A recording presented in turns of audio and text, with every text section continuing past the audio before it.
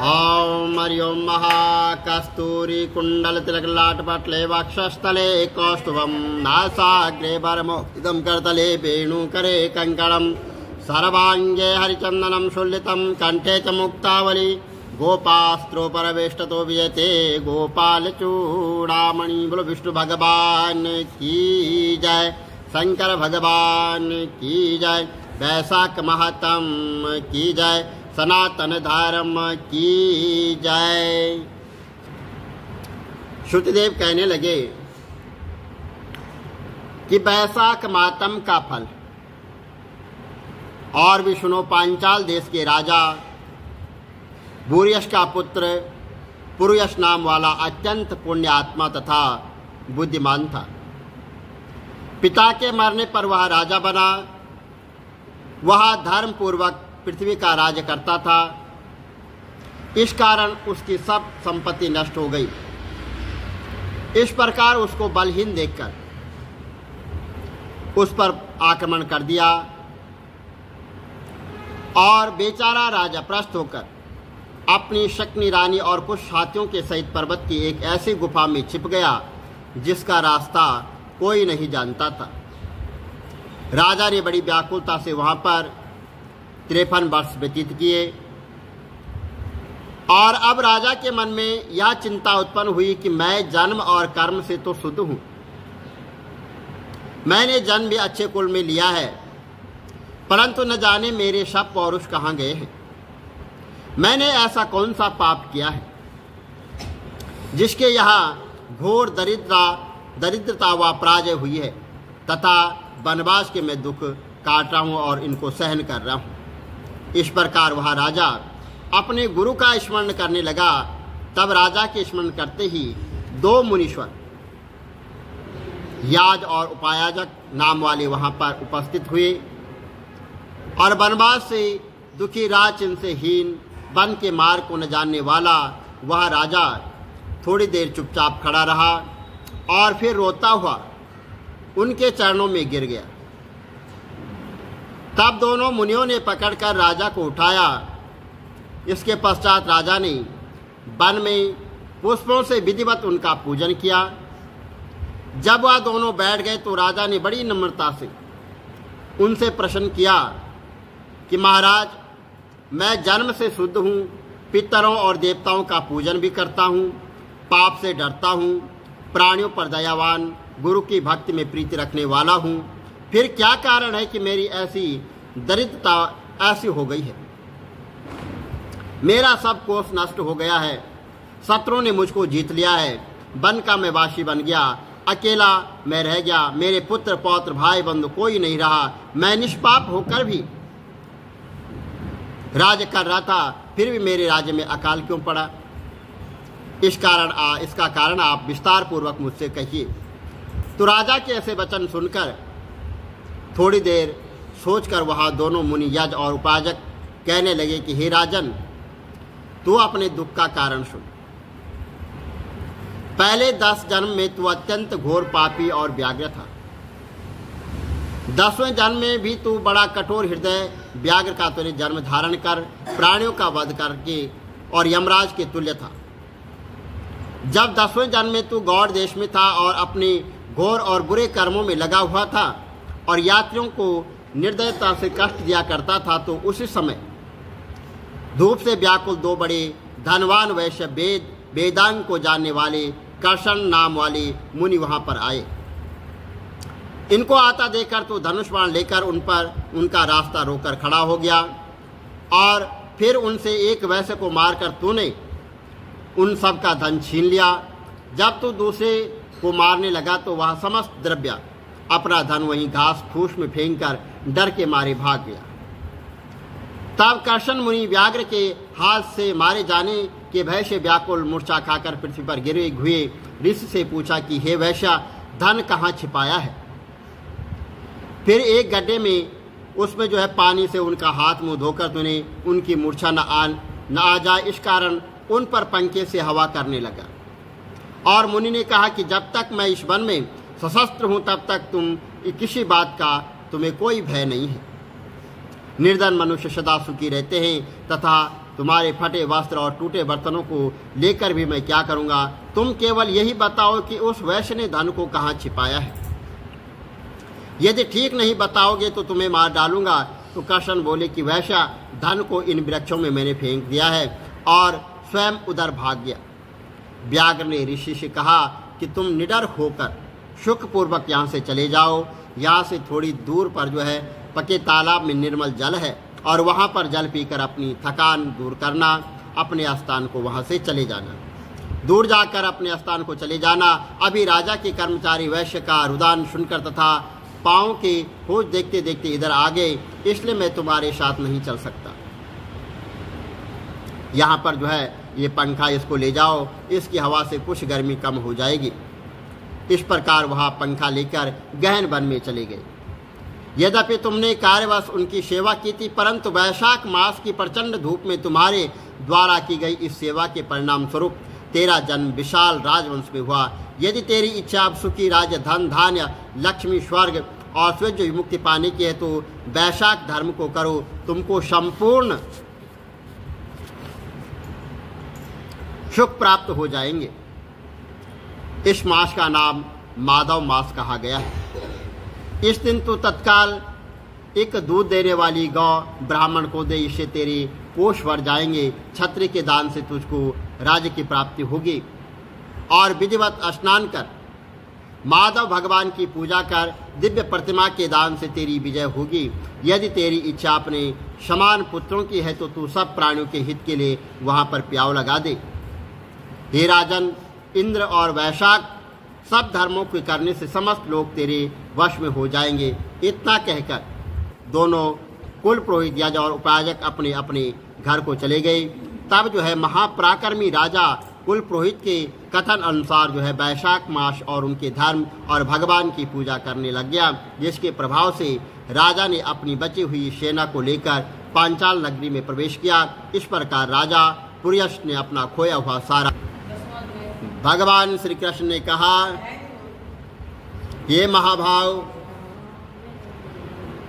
और भी मेरे कल्याणकारक वचन सुनो, और तुम पर मेरी अनंत प्रीति है, अथवा तुम्हारे कल्याण के लिए कहता हूँ।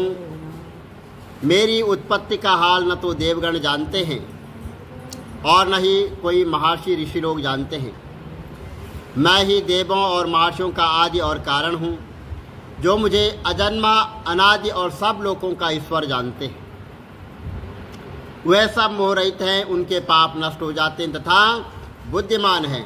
क्षमा, सत्य, दम, शम, सुख, दुख, जन्म, मरण, भय और अभय, हिंसा, क्षमता, संताप, ताप, दान, यश, अपयश इत्यादि जो अनेक प्रकार के जो भाव हैं, वे सब मुझसे ही उत्पन्न होते हैं। 7 महर्षि और उनके पहले 4 मनुष्य मेरे मन से उत्पन्न हुए, और जगत के समस्त प्राणी उनसे उत्पन्न हुए। जो मनुष्य मेरी इस विभूति को भली भांति जानते हैं और वह निश्चय ही योग से सिद्ध होते हैं, इसमें कोई संदेह नहीं है। यह जानकारी कि मैं सबका उत्पत्ति कारण हूँ और मुझ में ये सबकी प्रवृत्ति है। विवेक प्राणी मेरी उपासना करते हैं और मुझ में अपनी चित्त को लगाकर एक दूसरे को समझते हैं और भजन कीर्तन करते हैं, सदा संतुष्ट और सुखी रहते हैं। चित्त को सावधान करके प्रीतिपूर्वक भजन करने वाले को मैं ऐसी बुद्धि योग देता हूँ जिससे वह मुझे प्राप्त कर लेता है, और उन पर अनुग्रह करके मैं उनकी बुद्धि में स्थित अवद्यमान ज्ञान और अज्ञान मूल संसारी अंधकार का नाश कर देता हूँ। हे अर्जुन, तो अर्जुन ने कहा कि आप महापार ब्रह्मा हो, पराधाम हो, परम मित्र अचल और दिव्य पुरुष हो, आदिदेव हो, अजन्मा हो, सन्यासी हो।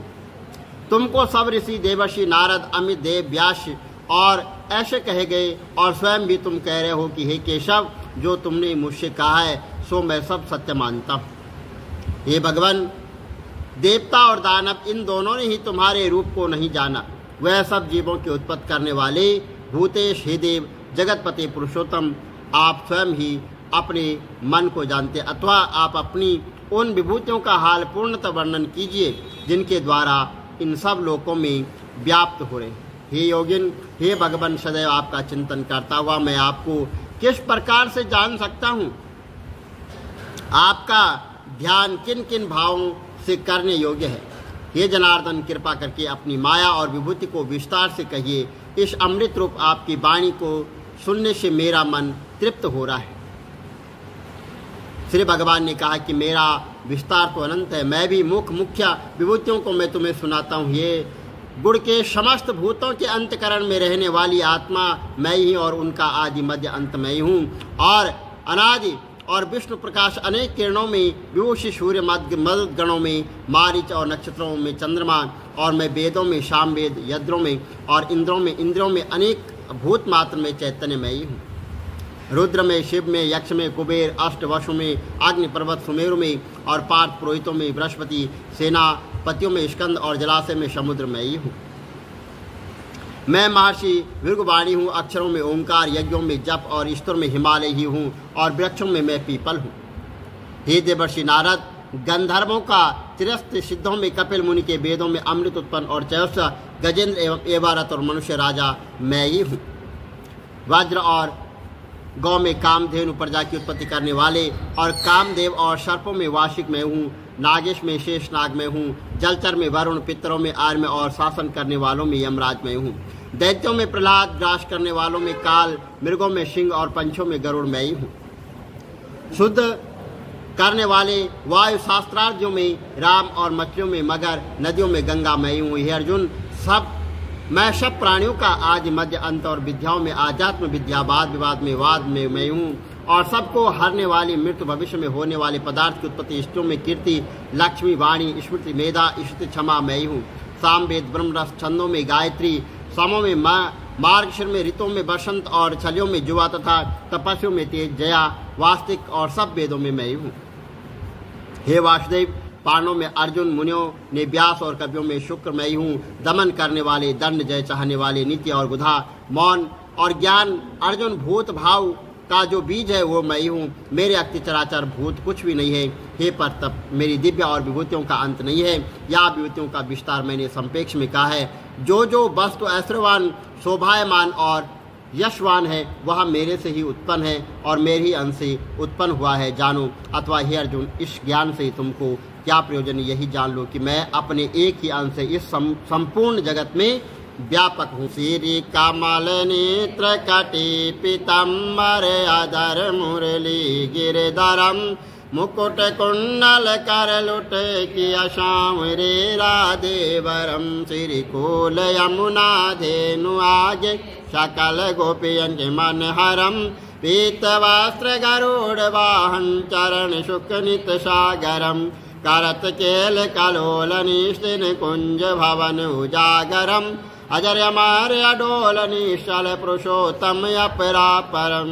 दीननाथ दयाल गिरधर कंसैना कुशहनम, गल फूल माल विशाल लोचन अधिक सुंदर केशवम, वंशीधर वसुदेव छायो वाल चलो श्री वामनम, जल डूबते गजराक लीनो लंक चेजो रावणम, सप्तदीप नव कंड 14 भवन कीनो इक पदम, द्रौपदी के लाज राखी कहाँ लोपमा करम।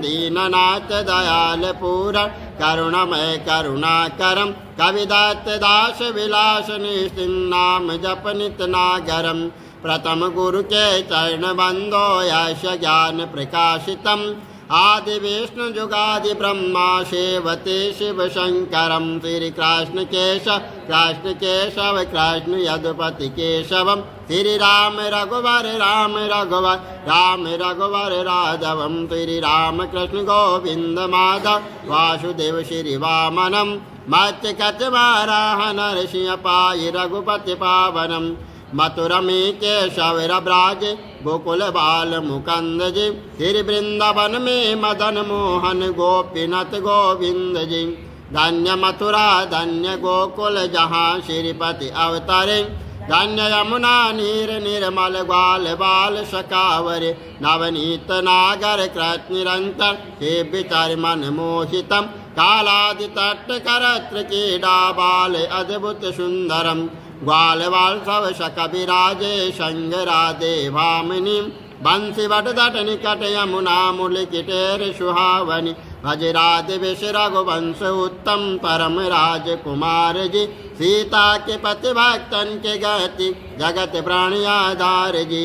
जनक राजा धनुष बाण चढ़ा वही सती सीता नाम जाके श्री रामचंद्र प्रणाम ही।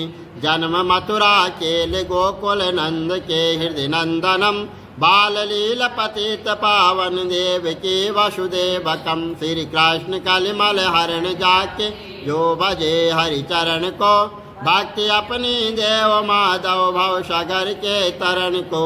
जगन्ना जगदीश स्वामी श्री बद्रीनाथ विशंबरम द्वारिका के नाथ श्रीपति केशवम प्रणवयम। श्री कृष्ण अष्टपद पढ़त निश्चिन विष्णु लोक सगच्छतम। श्री गुरु रामानंद अवतार स्वामी कविदत्त दास समाप्तवम।